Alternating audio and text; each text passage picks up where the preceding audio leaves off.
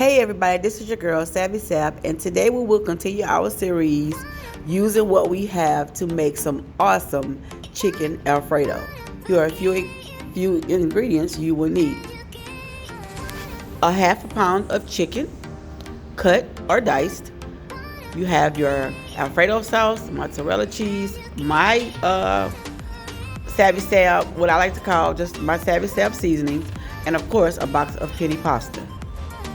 We will start by firing up our skillet, and I'm using some grapeseed oil on today. You just want to put a little bit of amount at the bottom of the skillet and bring it to a medium-high temp.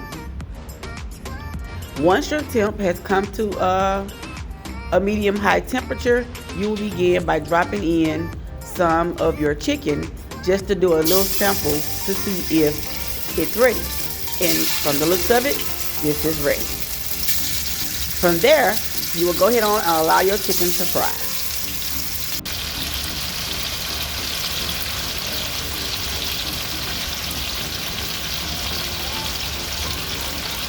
Make sure your chicken is done by allowing it to fry on both sides for 3 to 4 minutes or until well done. Be sure to like, comment, and subscribe.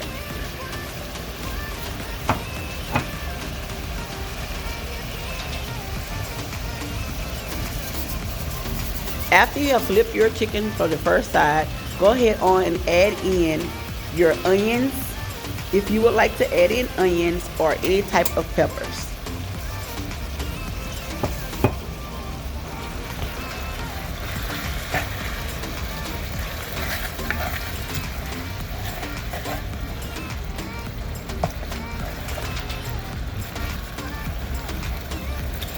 While your chicken is finishing up, you can begin to boil the water so that your pasta can come to temp as well before finishing.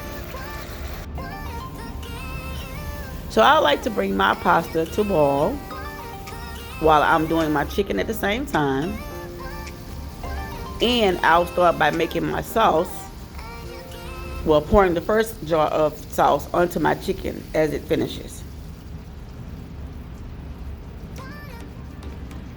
I really like a creamy Alfredo, and of course you can use heavy whipping cream to mix in with this, as well as some Parmesan cheese if you have some available, or mozzarella.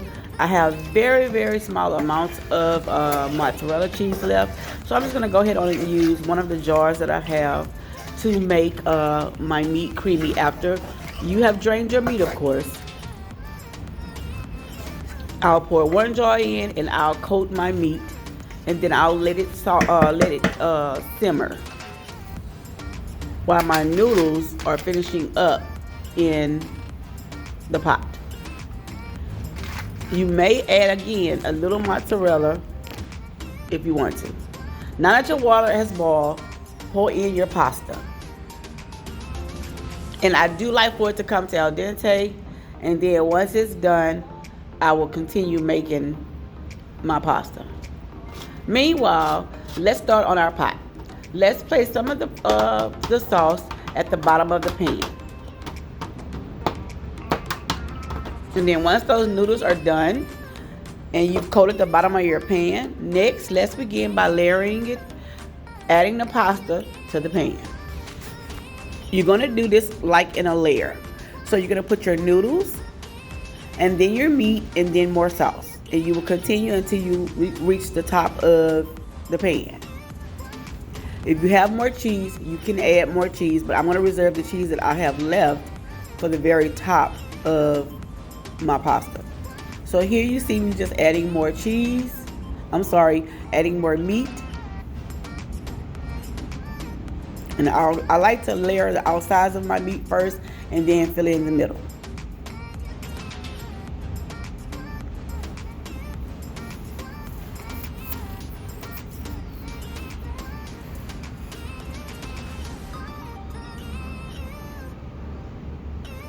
And once you have that done, I'm going to probably go ahead on and finish this off the camera so that we can kind of speed up the process. But you just again want to keep this in a layer perspective. Okay, So I have sauce on the bottom, I have my noodles, I have my chicken.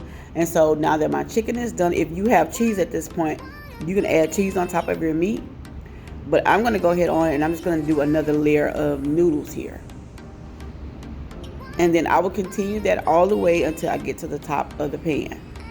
Leave some room at the top of your pan, guys, so that as it bakes and it finishes up in the oven, it will not bubble over.